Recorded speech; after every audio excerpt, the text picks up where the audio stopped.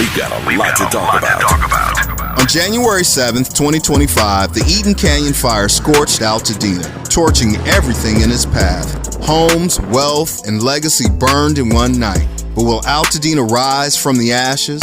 I'm James Farr. On the Conversation Live Altadena Rising, we're chronicling the recovery, the resilience, and justice for the nation. This is the show of record, unapologetically progressive. We're not blacking down. So join me, James Farr, on the Conversation Live Altadena Rising every Saturday at 10 a.m. Pacific with the rebroadcast on Sunday at noon. Unapologetically progressive. KBLA Talk 1580. We've got your black.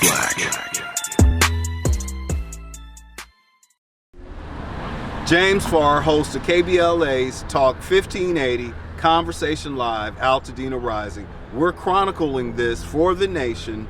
This is the show of record. Fires roared through our sacred ground. Homes of heritage burned down. Whispers of history caught in the flames. Generations lost, but not the names. Ashes rise, but so do we. Our roots run deeper than the tallest tree.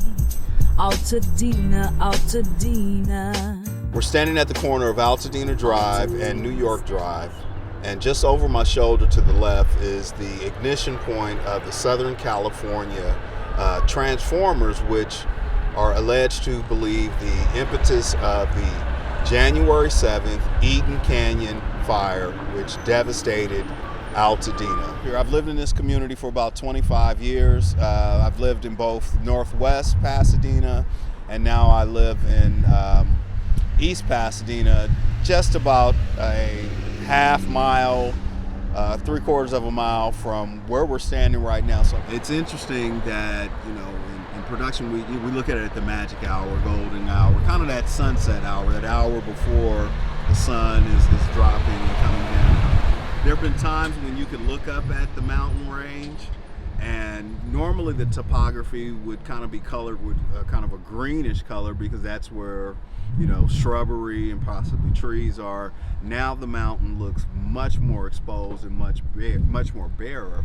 At times I've seen it where it almost, if you catch that sun at the right angle, it almost looks like the mountain is still glowing. I mean, it's like radiating at times, and it just serves as a stark reminder of the devastation of that fire, which most folks who are used to fires up in the hill, but not used to the fires encroaching downward, southward into the residential areas.